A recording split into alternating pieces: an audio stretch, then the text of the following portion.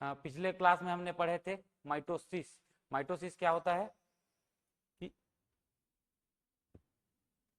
एक सेल से दो सेल बनना, एक सेल से दो सेल बनना। मदर सेल और डॉटर सेल में क्या अंतर रहता है? यहाँ पे मदर, इसमें क्रोमोसोम नंबर मदर सेल के बराबर रहता है। डॉटर सेल में क्या रहता है? क्रोमोसोम नंबर मदर सेल के बराबर रहता है और इसमें एक सेल से दो सेल बनता है। ये किसमें होता है? सोमेटिक सेल में होता है। सोमेटिक सेल किसको बोलते हैं? हाथ, पांव, नाक, मुंह, कान, इसका जो सेल रहता है उसको सोमेटिक सेल बोलेंगे। प्लांट में एग्जाम्पल देंगे, जड़, तना, पत्ती में जो सेल रहेगा उसको क्या बोलेंगे? सोमेटिक सेल बोलेंगे। लेकिन आज का हमारा क्या टॉपिक है? मियोसिस। मियोसिस किसमें होता है? रिप्रोडक्टिव सेल, या फिर इसको क्या बोलते हैं? Sex cell. सेक्स सेल किसको बोलते हैं हम बताए थे? Pollen grain. पॉलन ग्रेन या फिर एंथर में जो पॉलन ग्रेन बनता है उसका सेल, या फिर एक सेल फीमेल पार्ट स्टिगा में जो एक सेल बनता है उसका सेल, या फिर पॉलन ग्रेन का सेल, या फिर इंसान में स्पर्म का सेल, जिसको बोलते हैं हम सेक्स सेल। उसमें क्या होता है? जो डिवीजन होता है उसको हम क्या बोलते हैं? मियोसिस बोलते हैं। मियोसिस में क्या होता है? एक सेल से चार सेल बनते हैं, एक सेल से चार सेल बनते हैं और चारों में क्रोमोसोम नंबर हाफ हो जाता है। इसको क्या बोलते हैं? मियोसिस बोलते हैं। हाफ क्यों होता है इसको आप समझते हैं? हाफ इसलिए होता है क्योंकि ये जो सेल होता है वो एक जो गेमिट बनता है एक मेल का रहता है और एक फीमेल का रहता है। जब इसका फ्यूजन होता है तब जाके नया प्लांट या फिर नया जीव यहाँ पे बनते हैं, ठीक है ना। अगर मटर का मैं बोलूं क्रोमोसोम नंबर 14 है तो इसका जो गेमिट बनेगा 7, एक मेल का आएगा और एक फीमेल का आएगा, तभी जाके दोनों फ्यूजन करेंगे और फ्यूज होगा तब जाके यहाँ पे 14 बनेगा। अगर यहाँ पे मियोसिस सेक्स सेल में जो डॉटर सेल है उसमें हाफ नहीं होता, क्रोमोसोम नंबर अगर डॉटर सेल में हाफ नहीं होता तो क्या होता है? यहाँ पे मेंटेन नहीं होता, नेक्स्ट जनरेशन हमारा मेंटेन नहीं हो पाता। सोमेटिक सेल में जो डॉटर सेल में है वो क्रोमोसोम नंबर सेम रहता है, लेकिन यहाँ पे मियोसिस में सेक्स सेल में हाफ होता है। हाफ क्यों होता है? ताकि एक मेल का जाए और एक फीमेल का जाए, दोनों फ्यूजन हो तो दोनों मिलके 14 बना ले, इस कारण यहाँ पे हाफ होता है। यहाँ तक समझ आ गया होगा। अब देखते हैं मियोसिस। मियोसिस में आगे देखते हैं कि इसको ये डिवीजन होता कैसे है। ये दो स्टेप में होता है। एक बार इसमें क्या होता है? जब डिवीजन होता है तो एक सेल से दो सेल बनता है, एक सेल और दो सेल, दोनों में क्रोमोसोम 7+7 बनते हैं। जोड़ा दो 7+7 बनते हैं यहाँ का क्रोमोसोम है। तो उसके बाद क्या होता है? फिर से इसका डिवीजन होता है, फिर से इसका डिवीजन होगा तो 4 बनेगा, 2 का 4। 7+7 का मतलब है कि ये हेप्लॉइड है। इसको हम 7+7 14 नहीं पढ़ सकते। ये 7+7 इसको आगे देंगे, इसको इस टाइप से क्यों लिखा हूँ? इसमें पहले जब डिवीजन होता है तो इसमें 7+7 हाफ हो जाता है और इसमें इसको n पढ़ते हैं और इसको भी n पढ़ेंगे। n मतलब क्रोमोसोम हमेशा सेट में होता है, 2n में रहता है, लेकिन यहाँ पे हाफ हो जाता है। गेमिट में हमेशा जो क्रोमोसोम रहता है वो सिंगल रहता है, मतलब n में रहता है। तो इसमें यहाँ से जो क्रोमोसोम नंबर आएगा तो गेमिट में हाफ हाफ आएगा। इसको आगे पढ़ेंगे तो और एकदम अच्छे से क्लियर हो जाएगा। मियोसिस किस में होता है? सेक्स सेल में होता है। एक सेल से 4 सेल बनते हैं और इसमें जो डॉटर सेल होता है वो मदर सेल के समान नहीं होते, साइज में भी समान नहीं होते, शेप में भी समान नहीं होते और क्रोमोसोम में भी समान नहीं होते हैं। क्रोमोसोम इसमें हाफ हो जाती है। जबकि माइटोसिस में क्या हुआ था? एक सेल से दो सेल बना था और उसमें number of chromosome mother cell के ही समान था। चलिए इसको आगे देखते हैं।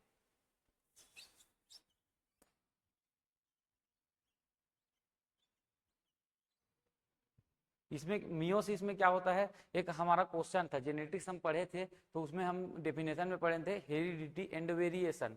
तो हेरिडिटी मतलब पढ़े थे कि transfer of genetic material one generation to another generation, मतलब हमारा जेनेटिक मटेरियल एक जनरेशन से दूसरे जनरेशन में ट्रांसफर होता है, जिसके कारण से ही हम अपने पेरेंट के समान ही दिखते हैं, सिमिलरिटी आती है। लेकिन दूसरा हमने वो पढ़ा था कि वेरिएशन भी होता है। वेरिएशन मतलब एक एक बाप हैं उसके 4 बेटे हैं तो चारों बेटे एक दूसरे से अलग अलग रहेंगे, सिमिलर तो रहेंगे अपने पेरेंट के और एक दूसरे से भी सिमिलर रहेंगे, लेकिन फिर भी उसमें कुछ ना कुछ विभिन्नता पाया जाएगा जिसके बेस पे हम उसको पहचान पाते हैं। तो वो जो वेरिएशन आता है वो क्यों आता है, तो वो क्यों आता है, वो मियोसिस में आता है। मियोसिस में क्या होता है, आगे जब पढ़ेंगे इसका स्टेप तो हम उसमें समझेंगे। इसमें एक चीज होता है यहाँ पे क्रॉसिंग होता है, क्रॉसिंग ओवर होता है। क्रॉसिंग ओवर का मतलब क्या होता है हम समझते हैं, दो टर्म होता है यहाँ पे, रिकॉम्बिनेशन और क्रॉसिंग ओवर। ये बेसिक पहले समझ लेते हैं, फिर मियोसिस को आगे बढ़ाएंगे। क्रॉसिंग ओवर का मतलब होता है हमेशा क्रोमोसोम सेट में पाया जाता है। जैसे कि 14 अगर मैं क्रोमोसोम बोल रहा हूँ मटर का, तो ये हमेशा 7 जोड़ा पाया जाएगा, ठीक है ना, 7 जोड़ा पाया जाए। 7 जोड़े का मतलब है कि इस टाइप से जोड़े में पाया जाता है।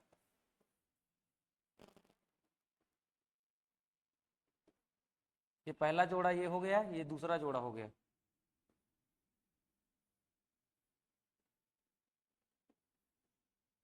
क्रोमोसोम हमेशा जोड़े में पाया जाता है। 7 जोड़ा मटर में इस टाइप से क्रोमोसोम पाया जाता है। हम क्या देख रहे थे यहाँ पे, क्रॉसिंग ओवर क्या होता है। तो क्रॉसिंग ओवर क्या होता है, इसको बोलेंगे, इस दोनों जोड़े को होमोलॉगस क्रोमोसोम बोलेंगे, और इसको बोलेंगे, इस दोनों को बोलेंगे नॉन होमोलॉगस।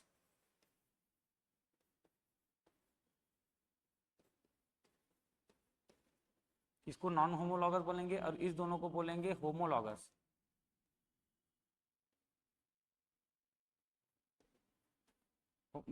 इसको होमोलॉगस बोलेंगे इसको, और इसको नॉन होमोलॉगस बोलेंगे। क्रॉसिंग ओवर में क्या होता है, transfer of chromosomal segment homologous non sister chromatid. अब बात आता है नॉन सिस्टर कौन होता है इसमें, तो हम देखेंगे इसको और इसको नॉन सिस्टर बोलेंगे, इसको और इसको नॉन सिस्टर बोलेंगे। ये क्रोमोसोम जो है इसका क्रोमेटिड है, ये क्रोमेटिड के, ये दोनों क्रोमेटिड को हम नॉन सिस्टर क्रोमेटिड पढ़ते हैं। और जबकि इसको और इसको हम बोलते हैं सिस्टर क्रोमेटिड बोलते हैं, इसको बोलते हैं सिस्टर क्रोमेटिड बोलते हैं इस दोनों को, और इन दोनों को हम नॉन सिस्टर क्रोमेटिड बोलते हैं। तो क्रॉसिंग ओवर क्या कहता है, transfer of chromosomal segment homologous non sister chromatid.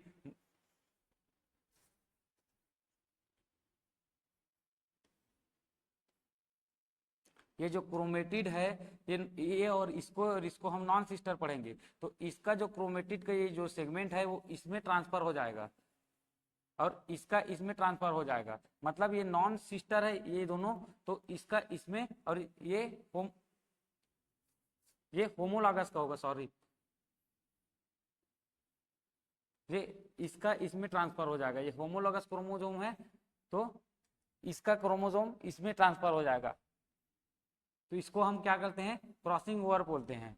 Crossing over का मतलब समझ आया कि ये होमोलॉगस क्रोमोसोम, दो क्रोमोसोम के सेट है उसको होमोलॉगस क्रोमोसोम बोलेंगे, और ये जो क्रोमेटिड है इसका, ये जो सिस्टर क्रोमेटिड है, दोनों का जो जेनेटिक मटेरियल है उसका आदान प्रदान हो जाएगा, जिसके कारण से क्या होता है, वेरिएशन आता है। मतलब इसका जीन इसमें आ जाएगा, इसका जीन इसमें आ जाएगा। तो सिंपल सी बात है, जीन ही कोई भी कैरेक्टर के लिए जिम्मेदार रहता है।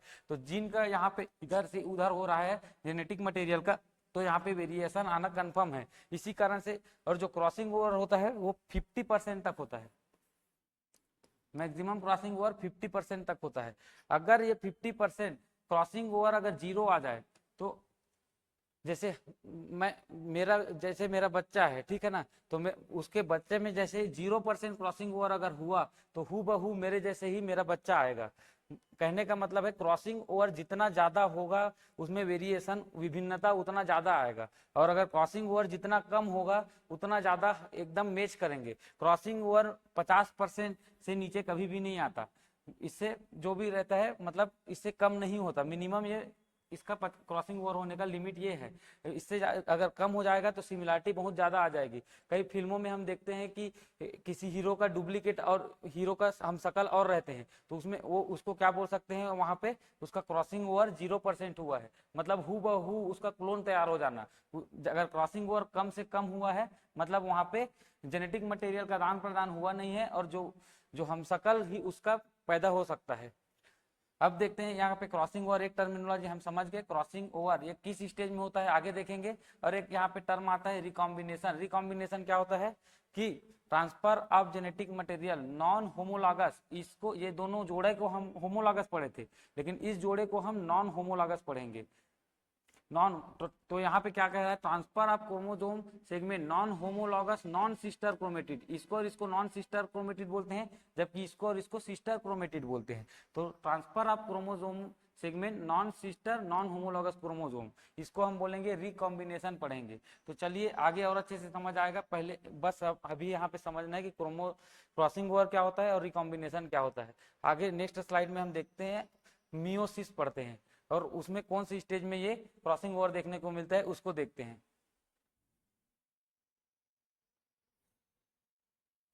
सबसे पहले आउटलाइन, अगर ये आउटलाइन याद हो गया मतलब समझना बहुत इजी है। माइटोसिस में भी मैं बताया था कि आउटलाइन अगर मैं याद कर लिए तो बहुत ही इजी है। मियोसिस माइटोसिस इसमें कुछ नहीं रखा है, और जितना भी यहाँ पे बताऊंगा क्वेश्चन यहाँ से बाहर नहीं जाएगा, टोटल कवर हो जाएगा क्वेश्चन यहीं से।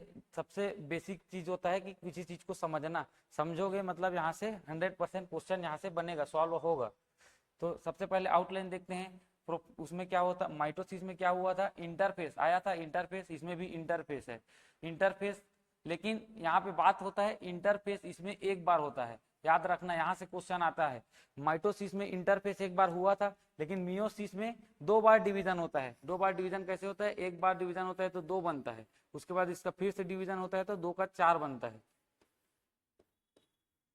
तो यहाँ तक, यहाँ से यहाँ तक को बोलेंगे एक बार डिवीजन बोलेंगे, और यहाँ से यहाँ तक को दूसरा डिवीजन बोलेंगे। तो पहले डिवीजन में यहाँ पे जब डिवीजन होता है तो उसमें इंटरफेस होता है, लेकिन फिर से यहाँ से 1 से 2 सेल बनता है तो यहाँ से डिवीजन नहीं, यहाँ पे इंटरफेस नहीं होता। ये मुख्य पॉइंट है, इसको याद रखना है, यहाँ से क्वेश्चन आता है। मियोसिस में इंटरफेस होता है 1 बार, 2 बार, 3 बार, 4 बार। तो यहाँ से आंसर क्या आएगा, एक बार। इंटरफेस एक बार आता है, और इंटरफेस एक बार क्यों होता है उसको भी हम अच्छे से आगे समझेंगे। यहाँ पे 7+7 बनता है करके बोला था, 2 हेप्लॉइड में दिखता है, कॉपी होता है। इंटरफेस में क्या होता है हम बताए थे, S1 फेस में डीएनए का कॉपी होता है। तो कॉपी होना मतलब हु बहू, यहाँ पे जो 7 जोड़ा था उसका 7 जोड़ा से 7 दूनी 14, यहाँ पे 1 जोड़ा हो गया, और यहाँ पे 7 दूनी 14, सेम टू सेम कॉपी है। इसको 7 जोड़े मतलब 7 जोड़े, इसको 28 हम नहीं पढ़ सकते, इसको 7 दूनी 14 ही पढ़ेंगे। क्यों, क्योंकि ये 2 अलग अलग सेट में बने हैं, इसलिए इसको 7+7 लिखे हैं। ठीक है ना। अब यहाँ पे जब ये दूसरा डिवीजन होता है तब यहाँ पे 7+7 7 7 जाता है नेक्स्ट जनरेशन में, ये हेप्लॉइड बनते हैं। और यहाँ पे ये भी हेप्लॉइड है, इस कारण इसको 7 जोड़ा ही पढ़ेंगे। इसको 7+7 बना है यहाँ पे, आगे इसको समझेंगे कि यहाँ पे किस टाइप से यहाँ पे जाता है। तो सबसे पहले हमको आउटलाइन समझना है। आउटलाइन में इंटरफेस देखते हैं, इंटरफेस में क्या होता है, जैसे वहां पे देखे थे G1 फेस होता है, S फेस होता है, G2 फेस होता है। तो इंटरफेस में क्या होता है हम देख लिए थे, यहाँ पे कोई अंतर नहीं होता, सिर्फ एक छोटा सा पॉइंट में अंतर रहता है S फेस में। तो उसको अभी देखेंगे, पहले हम सिर्फ इसको आउटलाइन देख रहे हैं। उसके बाद आता है मियोटिक डिवीजन फर्स्ट आता है। मियोटिक डिवीजन फर्स्ट, उसमें क्या हुआ था, माइटोटिक डिवीजन फर्स्ट में क्या हुआ था, प्रोफेस। प्रोफेस को कितने भाग में डिवाइड किए थे, अर्ली प्रोफेस, मिड प्रोफेस और लेट प्रोफेस में बांटे थे। लेकिन यहाँ पे किसको बांटेंगे, टोटल जितना क्वेश्चन अगर यहाँ से आएगा, आने की संभावना है तो इसी से आएगा। हमको पढ़ना यही है, इसी में देखना है कि क्या हो रहा है, यहीं से हमारा वेरिएशन आता है। हम एक दूसरे से अलग दिखते हैं, अपने माँ बाप से अलग दिखते हैं, हमारे अंदर जो वेरिएशन आता है इसी फेस में जो कुछ कुछ होता है उसके कारण से होते हैं। क्रॉसिंग ओवर, सिनोप्सिस जितना भी होना रहता है इसी प्रोफेस में होता है, इसी को हम अच्छे से स्टडी करेंगे। मियोटिक डिवीजन का पहला होता है प्रोफेस, जबकि माइटोटिक डिवीजन में हम अर्ली और मिड और लेट 3 भाग में डिवाइड किए थे, इसको 5 भाग में डिवाइड किए हैं। उसके बाद मेटाफेज हूबहू जैसे हम माइटोटिक डिवीजन में पढ़े थे वैसी है, एनाफेज भी वैसी है, टीलोफेज भी वैसी है, साइटोकाइनेसिस भी वैसी है। तो यहाँ से एक से सेल से 2 सेल यहाँ तक बन जाता है। उसके बाद यहाँ के बाद same to same mitosis division same यहाँ पे रिपीट होता है, यहाँ पे कोई अंतर नहीं है। माइटोटिक डिवीजन सेकंड में प्रोफेज, मेटाफेज, एनाफेज, टीलोफेज फिर से रिपीट होता है। बस यहाँ पे अंतर क्या है, इसमें इंटरफेस यहाँ पे देखने को नहीं मिलता। क्यों नहीं मिलता, क्योंकि यहाँ पे इंटरफेस अगर होगा तो फिर से यहाँ पे कॉपी हो जाएगा, यहाँ पे डीएनए का फिर से कॉपी हो जाएगा। 7+7 में यहाँ पे जो बना है, यहाँ पे 7+7 जो देखो यहाँ पे बना है, तो इसमें फिर से हमको कॉपी करने की जरूरत नहीं है, सीधा सीधा इसको डिवाइड करने का जरूरत है 4 में। यहाँ पे 2 जो बना था उसको हमको 4 में डिवाइड करना है। तो यहाँ पे हमको जो जो इंटरफेस का जरूरत पड़ता है वो सीधा सीधा कॉपी करने के लिए जरूरत पड़ता है, लेकिन हमको यहाँ पे अब कॉपी करने की जरूरत नहीं है, ऑलरेडी हमारे पास 7-7 का 2 सेट हमारे पास उपलब्ध है। तो यहाँ पे हमको फिर से इंटरफेस की जरूरत नहीं पड़ेगी। एक चीज सब याद रखना कि अगर माइटोसिस वाला वीडियो नहीं देखे हो तो मियोसिस कोई भी हालत में समझ नहीं आएगा। माइटोसिस का वीडियो एक बार पहले देखिए, फिर ये जितना भी यहाँ पे बोल रहा हूँ वो एक बार में ही समझ आ जाएगा। यहाँ पे क्या होता है, क्या होता है 7+, स्टार्ट करो। इंटरफेस। अब सबसे पहले देखते हैं हम, आउटलाइन तो समझ गए। मैंने बोला था कि पुराना वीडियो पहले माइटोसिस समझो फिर मियोसिस समझेंगे। अगर माइटोसिस नहीं समझो तो मियोसिस समझ नहीं आएगा। तो हम देखते हैं स्टेप बाय स्टेप, इसको आगे बढ़ते हैं कि इसमें क्या हो रहा है, ठीक है ना। सबसे पहले क्या होता है, एक सेल है, एक सेल से इसमें क्या होता है 2 सेल पहले बनता है। 2 स्टेप में होता है, पहले एक सेल से 2 सेल बनता है, फिर 2 सेल से 4 सेल बनता है। इसमें अगर क्रोमोसोम नंबर 14 है तो इसमें 7 नहीं होता, ये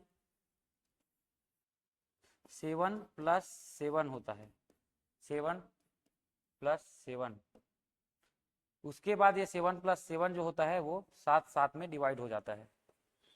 7+7 क्यों होता है, यहाँ पे हमको इंटरफेस देखने को मिलता है, जबकि एक बार डिवीजन होता है। तो इसमें यहाँ पे क्वेश्चन आता है कि इंटरफेस में, मियोसिस में इंटरफेस कितना बार होता है, ये क्वेश्चन आता है, बहुत ही इंपॉर्टेंट क्वेश्चन है। तो मियोसिस में इंटरफेस केवल एक बार होता है फर्स्ट डिवीजन के बाद। इसमें 2 बार डिवीजन होता है, पहले 1 से 2 सेल बनते हैं, फिर 2 सेल से 4 सेल बनते हैं, जिसमें इंटरफेस यहाँ पे होता है। इंटरफेस का काम क्या होता है, जो हमारा क्रोमोसोम है उसको डबल करना होता है। तो यहाँ पे हमारा क्रोमोसोम डबल हो गया, यहाँ पे इंटरफेस से डबल हो गया। तो इंटरफेस में जो कुछ कुछ है वो इंपॉर्टेंट है, जैसे G1 फेज। G1 फेज में हम क्या पढ़े थे माइटोटिक डिवीजन में, यहाँ पे प्रोटीन और आरएनए बनता है, ये मोस्ट इंपॉर्टेंट है। एस फेज, G1 फेज में प्रोटीन और आरएनए बन गए, यहाँ पे प्रोटीन आरएनए डबल हो गया। अब आता है एस फेज, मोस्ट इंपॉर्टेंट है। यहाँ से अगर कोई बायोलॉजिस्ट है या फिर कोई जेनेटिक्स प्लांट ब्रीडिंग का कोई अगर साइंटिस्ट है यहाँ पे क्वेश्चन बनाता है तो मेरे ख्याल से नहीं लगता कि इस फेज को छोड़ेगा। अगर एस फेज, क्योंकि बहुत ही इंपॉर्टेंट फेज होता है। इसमें क्या होता है, सबसे इंपॉर्टेंट यहाँ पे रेप्लिकेशन होता है। रेप्लिकेशन का मतलब क्या होता है, डीएनए टू डीएनए बनना, एक डीएनए से 2 डीएनए बनना, इसको क्या बोलते हैं, रेप्लिकेशन बोलते हैं। और रेप्लिकेशन किस स्टेज में होता है, एस फेज में होता है। माइटोटिक डिवीजन में हमने एक चीज पढ़ा था कि रेप्लिकेशन उसमें 100% होता है, लेकिन इसमें क्या होता है, रेप्लिकेशन 99.7 होता है। 99.7% यहाँ पे रेप्लिकेशन एस फेज में होता है, जबकि उसमें कितना हुआ था, 100% रेप्लिकेशन हुआ था। और बाकी 0.3% रेप्लिकेशन किसमें होता है, जाइगोटिन फेज में होता है, यहाँ पे होता है। बाकी जो यहाँ पे 0.3% रेप्लिकेशन होता है वो जाइगोटिन स्टेज में होता है। ये क्वेश्चन बार बार घुमा घुमा के पूछता है कि 0.3% रेप्लिकेशन किस स्टेज में होता है, मियोसिस में, तो जाइगोटिन में होता है। एस फेज में कितना % रेप्लिकेशन होता है, तो कितना % होता है, 99.7% होता है। उसके बाद बताया था हिस्टोन प्रोटीन बनता है। हिस्टोन प्रोटीन क्या होता है, या ये हम पढ़ेंगे प्रोटीन सिंथेसिस के दौरान। प्रोटीन सिंथेसिस में क्या होता है, उसको हिस्टोन प्रोटीन क्या होता है उसी टाइम हम अच्छे से उसको समझेंगे। अभी अगर बताऊंगा तो कंफ्यूजन जाएगा। हिस्टोन प्रोटीन एक जो डीएनए कॉइलिंग होता है उसको स्टेबिलिटी देने का काम करता है। और ये G2 फेज में क्या होता है, इसी से है। G1 G2 नाम से ही स्पष्ट है, यहाँ पे जो प्रोटीन और आरएनए बच जाता है जो बनना, वो यहाँ पे G2 फेज में बनता है। इंटरफेस में बस इतना ही है। यहाँ पे जब एक जो वो है सेल है उसको 2 सेल में डिवाइड करने के लिए पहले इंटरफेस होता है। इंटरफेस में यहाँ पे क्रोमोसोम का डबलिंग होता है, और डबलिंग होने के बाद यहाँ पे क्रोमोसोम देखो डबलिंग हो गया। और डबलिंग हुआ है तो यहाँ पे ये कैसे हुआ है डबलिंग, यहाँ पे 7+7 के जोड़े में हुआ है। 7 दूनी 14, 14 दूनी 28। इसको 28 नहीं पढ़ सकते हम, 7+7 ही पढ़ेंगे, ठीक है ना, क्योंकि ये अलग अलग है, सेम उसी एक ही क्रोमोसोम का कॉपी है, कोई अलग से नया क्रोमोसोम यहाँ पे नहीं आया है, इस कारण इसको 7+7 पढ़ते हैं। अब यहाँ पे जो 7+7 है उसका फिर से यहाँ पे डिवीजन होता है, और उसमें 7 में 4 यहाँ पे सेल बनते हैं। लेकिन यहाँ पे इंटरफेस नहीं होता है, क्योंकि यहाँ पे कॉपी हो चुका है ऑलरेडी। अगर यहाँ पे फिर से कॉपी होगा तो ये 7+7+7+7 चला जाएगा। लेकिन हमको क्या करना है, यहाँ पे इसको हाफ करना है, चारों डॉटर सेल में इसका हाफ लाना है, तो ये हाफ हाफ सभी में चला जाएगा यहाँ से, ठीक है ना। तो इंटरफेस में क्या हुआ, क्रोमोसोम का डबलिंग हुआ। इंटरफेस समझ आ गया। इंटरफेस में जो जो मैं पढ़ा रहा हूं, अगर यहाँ पे अगर 1 घंटा अच्छे से समझ लिए तो यहाँ से क्वेश्चन बाउंस होने की संभावना बहुत कम है, लगभग यहाँ से क्वेश्चन बाउंस नहीं होगा। जितना इंपॉर्टेंट पॉइंट है और समझने का है सभी हम इसमें कवर कर रहे हैं। अब देखते हैं इंटरफेस होने के बाद आता है मियोटिक डिवीजन। मियोटिक डिवीजन में, माइटोटिक डिवीजन में क्या पढ़े थे, प्रोफेज। तो मियोटिक डिवीजन में भी क्या होगा, प्रोफेज। उसको हम प्रोफेज को कितने भाग में डिवाइड किए थे, अर्ली प्रोफेज, मिड प्रोफेज और लेट प्रोफेज। लेकिन हम इसको इसमें प्रोफेज को कितने भाग में बांटे हैं, लेप्टोटीन, जाइगोटीन, पेकेटीन, डिप्लोटीन और डाइकाइनेसिस। जो क्वेश्चन आना रहेगा यहीं से आएगा, जितना क्वेश्चन बनेगा लगभग यहीं से ही आएगा, और सबसे ज्यादा जाइगोटीन और पेकेटीन से आएगा। तो चलिए हम समझते हैं इसको पूरा अच्छी तरीके से कि होता क्या है। यहाँ पे प्रोफेज को बांटा गया है 5 भाग में। अब इसको स्टेप बाय स्टेप समझते हैं।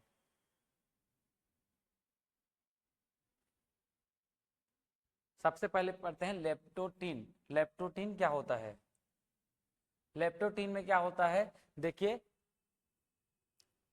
जैसे हम उसमें पढ़े थे कि क्या पढ़े थे,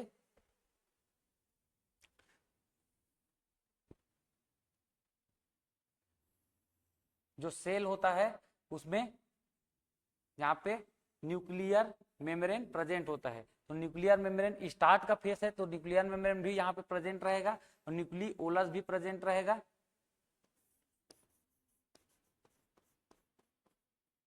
न्यूक्लियर मेम्ब्रेन, न्यूक्लियर मेम्ब्रेन ये है न्यूक्लियोलस, ये है न्यूक्लियोलस, न्यूक्लियर मेम्ब्रेन ये है क्रोमोसोम। ठीक है ना। क्रोमोसोम उसमें क्या पढ़े थे, अर्ली प्रोफेज में क्या पढ़े थे, धागे जैसी पतली होती है। तो इसमें भी क्या होती है, थीन थीन थ्रेड लाइक, पतली धागे जैसी क्रोमोसोम, पतली धागे जैसी क्रोमोसोम इसमें भी प्रेजेंट रहेगी। इसका इंपॉर्टेंट पॉइंट है गुलदस्ता के जैसा होता है। गुलदस्ता, बुकलेट स्टेज किस स्टेज में होता है, ये क्वेश्चन आता है। लेप्टोटीन में जो क्रोमोसोम होता है वो देखिए इस टाइप से वो एक गुलदस्ता का शेप ले लेता है। इसको क्या बोलते हैं, बुकलेट स्टेज। बुकलेट स्टेज किस स्टेज में बनता है, तो हमेशा याद रखना है लेप्टोटीन में। प्रोफेज का एक वो है, उसमें लेप्टोटीन स्टेज में क्या होता है, ये क्रोमोसोम एक बुकलेट का शेप ले लेता है, इसको बुकलेट स्टेप लेते हैं। लेप्टोटीन में सबसे पतला सबसे लंबा क्रोमोसोम होता है। सबसे लंबा क्रोमोसोम किस स्टेज में होता है, लेप्टोटीन स्टेज में होता है। ये अर्ली प्रोफेज, मिड प्रोफेज और लेट प्रोफेज जो पढ़े थे उसमें वो सेम वही चीज है यहाँ पे, लेकिन इसको 5 भाग में बांटा गया है। और उसके प्रोफेज और इसको प्रोफेज में बहुत अंतर है। क्यों, क्योंकि इसमें हम लोग एक पढ़े थे कि वेरिएशन, वेरिएशन क्या होता है, मतलब भिन्नता। हम एक बाप के 4 बेटे हैं, तो चारों बेटे एक दूसरे से अलग अलग क्यों दिखते हैं, अपने पेरेंट्स से मेज खाते हैं और आपस में भी मेज खाते हैं, लेकिन एक दूसरे से अलग अलग क्यों दिखते हैं। यहाँ पे क्वेश्चन उठता है, तो क्वेश्चन वो यहाँ से ही होता है, वेरिएशन जो आता है यहीं पे आता है। देखिए कैसे आता है, इसमें जो वेरिएशन आता है पेकेटिन स्टेज में आता है। जाइगोटिन स्टेज देखते हैं, जाइगोटिन स्टेज में क्या होता है, मोस्ट इंपोर्टेंट जाइगोटिन स्टेज में होता है सिनोप्सिस। सिनोप्सिस का प्रोसेस होता है। सिनोप्सिस किसको बोलते हैं,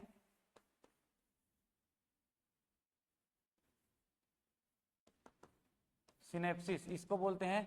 जैसे क्रोमोसोम हमेशा पता है कि पेयर में रहता है, मेल और फीमेल का दोनों ऐसे होमो एक साथ जुड़े हुए रहते हैं। तो यहाँ पे क्रोमोसोम बिखरा हुआ था लेप्टोटीन स्टेज में। तो सबसे पहले ये दो क्रोमोसोम को एक साथ जोड़ना, इसको क्या बोलते हैं, क्रोमोसोम के पेयरिंग को क्या बोलते हैं हम, सिनेप्सिस बोलते हैं। ये किसके द्वारा जुड़ते हैं, सिनेप्टोनिमल कॉम्प्लेक्स के द्वारा जुड़ते हैं। यहाँ से 2 क्वेश्चन होता है। सिनेप्सिस किसको बोलते हैं, होमोलोगस क्रोमोसोम को आपस में जोड़ना, इसको क्या बोलते हैं, सिनेप्सिस कहते हैं। और इस सिनेप्सिस में जो किसके द्वारा जुड़ता है, ये 2 क्रोमोसोम एक में आपस में किसके द्वारा जुड़ता है, सिनेप्टोनिमल कॉम्प्लेक्स के द्वारा जुड़ता है। ये एक प्रोटीन होता है, सिनेप्टोनिमल कॉम्प्लेक्स एक प्रोटीन होता है जिसके द्वारा 2 क्रोमोसोम जुड़ते हैं। इस स्टेप में क्या हो रहा है, देखो ध्यान से, 2 क्रोमोसोम आपस में जुड़ रहे हैं। इस जुड़ने के प्रोसेस को क्या बोलते हैं, सिनोप्सिस बोलते हैं।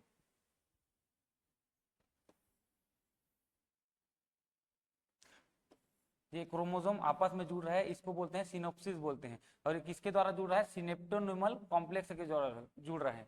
पेयरिंग ऑफ होमोलोगस क्रोमोसोम, जिसे सिनोप्सिस कहते हैं। यह होमोलॉगस क्रोमोसोम सिनोप्टोनिमल कॉम्प्लेक्स से जुड़ता है, जो प्रोटीन से बनता है। सिनोप्टोनिमल कॉम्प्लेक्स किसके बनते हैं? प्रोटीन से बनते हैं। और एक और इंपॉर्टेंट पॉइंट बताया था, 0.3% डीएनए सिंथेसिस कहाँ पे होता है?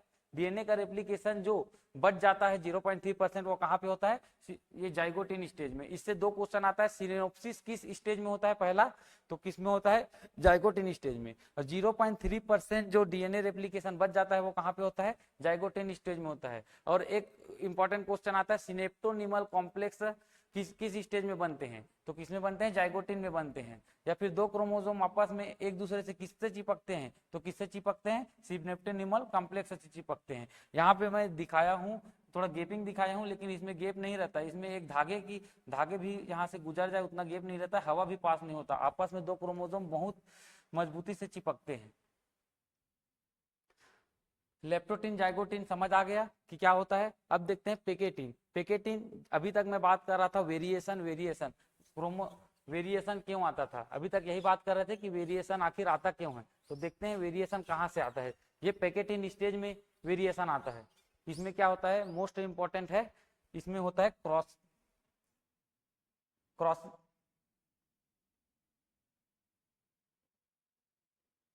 इस स्टेज में होता है क्रॉसिंग ओवर होता है। क्रॉसिंग ओवर मतलब मैंने बताया था कि दो होमोलॉगस क्रोमोसोम में नॉन सिस्टर क्रोमेटिड में क्रोमोसोम का आदान प्रदान, मतलब जेनेटिक मटेरियल का होमोलोगस क्रोमोसोम हो गया, एक साथ जोड़े में है वो, और ये हो गया non sister chromatid. Non sister chromate दो होमोलोगस क्रोमोसोम में दो नॉन सिस्टर क्रोमेटिड में यहाँ पे जेनेटिक मटेरियल का आदान प्रदान होता है, उसको क्या बोलते हैं? क्रॉसिंग ओवर बोलते हैं। और क्रॉसिंग ओवर कौन से स्टेज में होता है? यहाँ पे पैकेटिन अवस्था में बनता है, पैकेटिन स्टेज में बनता है। इसमें इंपॉर्टेंट पॉइंट देखते हैं, टेट्राइड स्टेट पैकेटिन स्टेज में बनते हैं। अब देखते हैं टेट्राइड स्टेट। टेट्राइड मतलब क्या होता है कि क्रोमोसोम देखिए इस टाइप से, एक दो 3 और 4, इस टाइप से चारों एक साथ इस टाइप से अरेंज होते हैं, इसको बोलते हैं टेट्राइड स्टेज। तो टेट्राइड स्टेज किस स्टेज में बनता है? ये भी मोस्ट इंपॉर्टेंट क्वेश्चन है। तो किसमें बनते हैं? पैकेटिन स्टेज में। टेट्राइड स्टेज अगर बनेगा तभी यहाँ पे क्रॉसिंग ओवर संभव है, इस कारण इसमें यह स्टेज यहाँ पे बनता है। और क्रॉसिंग ओवर किस में होता है? पैकेटिन स्टेज में होता है। जिस जगह पर क्रॉसिंग ओवर होता है उसको क्या बोलते हैं? काइज्मा बोलते हैं। मोस्ट इंपॉर्टेंट ये भी है, जिस जगह पे क्रॉसिंग ओवर हुआ तो इस जगह को क्या बोलेंगे? काइज्मा बोलेंगे। तो यहाँ पे पैकेटिन स्टेज में मोस्ट इंपॉर्टेंट क्वेश्चन आता है कि क्रॉसिंग ओवर किस स्टेज में होता है? पैकेटिन स्टेज में। और यहाँ पे पैकेटिन स्टेज में होता है। और काइज्मा किस स्टेज में बनता है? पैकेटिन स्टेज में बनता है। और टेट्राइड स्टेज किस स्टेज में बनता है? पैकेटिन स्टेज में बनता है।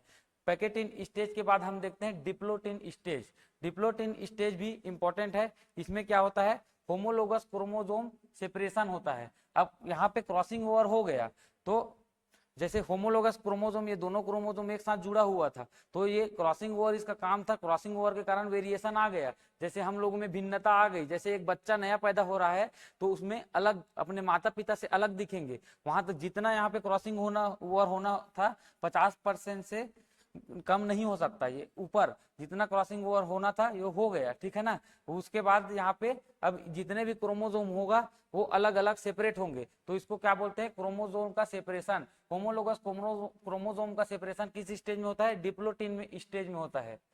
सिनेप्टोनिमल कॉम्प्लेक्स रिमूव होते हैं जब दो क्रोमोसोम आपस में एक दूसरे से अटैच थे। किसके कारण? सिनेप्टोनिमल कॉम्प्लेक्स के कारण। क्यों अटैच थे? अब वो सिनेप्टोनिमल कॉम्प्लेक्स का काम क्या था? क्रॉसिंग ओवर करवाना, तो उसका काम हो गया, तो सिनेप्टोनिमल कॉम्प्लेक्स यहाँ पे रिमूव हो जाता है। और डिप्लोटिन के लास्ट में काइज्मा डिटर्मिनलाइजेशन होता है। डिटर्मिनलाइजेशन का मतलब होता है अलग होना। तो याद रखना है, ये मोस्ट इंपॉर्टेंट क्वेश्चन है, डिटर्मिनलाइजेशन ऑफ ये काइज्मा का डिटर्मिनलाइजेशन होना मोस्ट इंपॉर्टेंट क्वेश्चन है। काइज्मा डिटर्मिनलाइजेशन कब होता है, ये यहाँ पे अगर क्वेश्चन आएगा तो याद रखना है, डिप्लोटिन स्टेज यहाँ पे नहीं लाना है, ये डाइकाइनेसिस स्टेज में होता है। डिप्लोटिन स्टेज के लास्ट में होता है, और डिप्लोटिन स्टेज के लास्ट में मतलब यहाँ पे डाइकाइनेसिस स्टेज में होता है।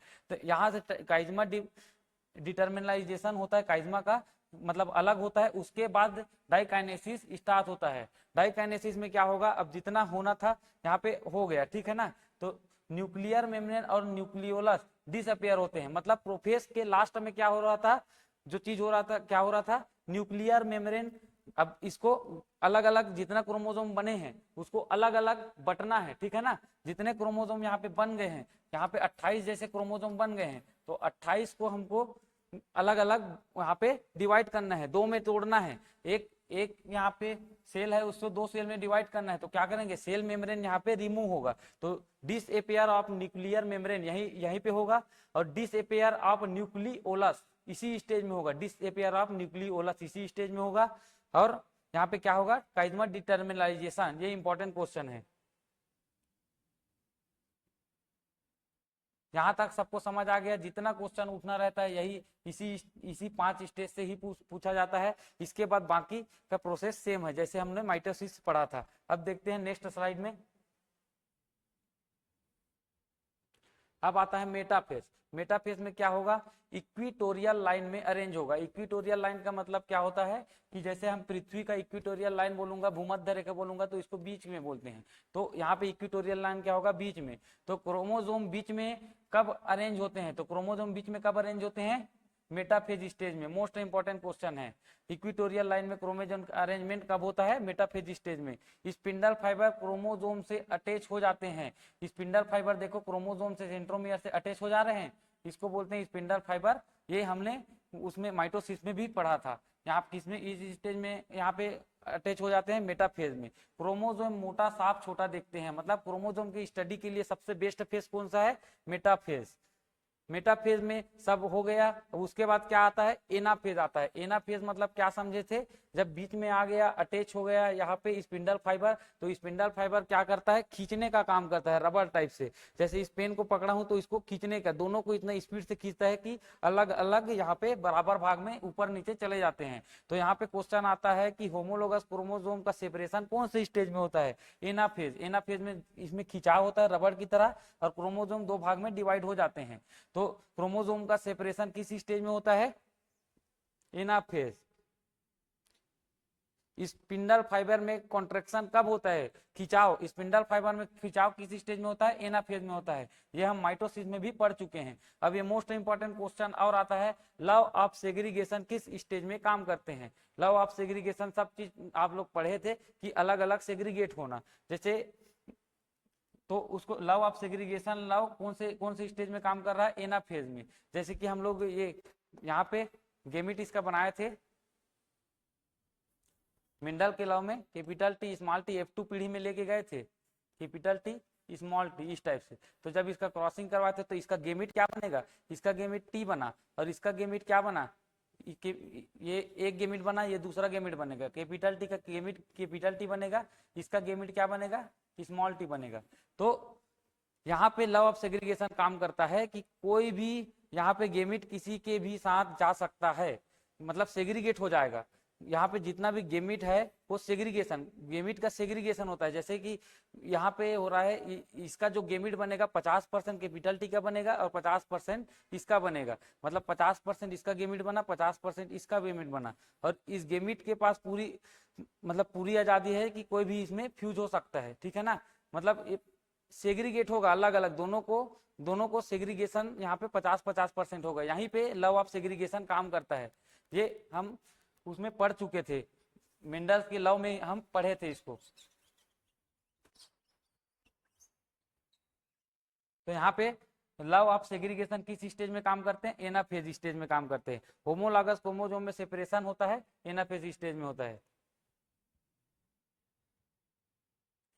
अब सेपरेशन हो गया, हर चीज हो गया, अब बचा क्या है, टीलोफेज। टीलोफेज को मैं क्या बताया था, रिवर्स प्रोफेज। प्रोफेज में जो चीज गायब होता है वो टीलोफेज में आ जाता है। तो डिसएपियर जो प्रोफेज में हुआ था वो क्या होगा, एपियर हो जाएगा टीलोफेज में। तो डिसएपियर क्या हुआ था, अब यहाँ पे जितना भी यहाँ पे क्रोमोसोम बटना था बट गया। अब इसको दो सेल में इसको बनना है तो क्या चाहिए, न्यूक्लियर मेम्ब्रेन चाहिए। तो न्यूक्लियर मेम्ब्रेन का appear of nuclear membrane telophase में होता है। न्यूक्लियोलस और न्यूक्लियर मेम्ब्रेन का अपेयर होता है, निर्माण होता है। ये क्वेश्चन आता है, न्यूक्लियोलस और न्यूक्लियर मेम्ब्रेन का अपेयर किस स्टेज में होता है? टीलोफेज में होता है। जबकि ये डिसअपेयर किस स्टेज में होता था? प्रोफेज में होता था। और स्पिंडल फाइबर कब बनता है? यहाँ पे गायब होता है। स्पिंडल फाइबर डिसअपेयर होता है, किस स्टेज में होता है? टीलोफेज में होता है, क्योंकि स्पिंडल फाइबर का काम था खींचने का, वो अपना काम कर चुका है। अब यहाँ पे अलग अलग सेपरेट हो चुके हैं, तो स्पिंडल फाइबर यहाँ पे डिसअपेयर हो जाता है। क्रोमोसोम यहाँ पे पतला हो जाता है। वहां पे क्या हुआ था? धीरे धीरे प्रोफेज में मोटा हुआ था, यहाँ पे क्या हो जाता है? कॉइलिंग हुआ था वहां पे, यहाँ पे फिर से पतला हो जाता है।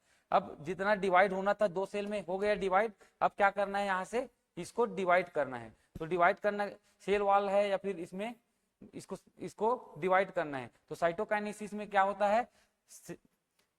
प्लांट सेल में क्या होता है? हार्ड होता है प्लांट सेल। तो इसको प्लांट सेल में किसके कारण होता है? बीच में पट्टी बनता है और धीरे धीरे ये प्लेट के द्वारा डिवाइड हो जाता है। लेकिन यही चीज एनिमल सेल में किसके द्वारा होता है? ये पट्टी के द्वारा ना होकर एनिमल सेल में लचीला होने के कारण फरों के द्वारा होता है। यहाँ से एक क्वेश्चन आता है, फरों के द्वारा किसमें डिवीजन होता है? तो फरों के द्वारा होता है एनिमल सेल में। और प्लांट सेल में किसके द्वारा होता है? प्लेट के द्वारा होता है, क्योंकि ये नरम होता है। उसके बाद यहाँ से एक सेल से 2 सेल बन जाने के बाद, यहाँ से एक सेल से 2 सेल बन गया, 7 + 7, 7 + 7। फिर यहाँ पे क्या होता है? एक सेल से 2 सेल बनने के बाद 2 सेल से 4 सेल बनता है।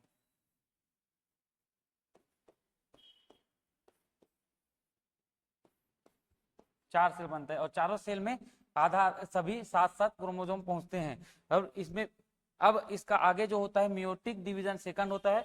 और मियोटिक डिवीजन सेकंड में क्या होता है?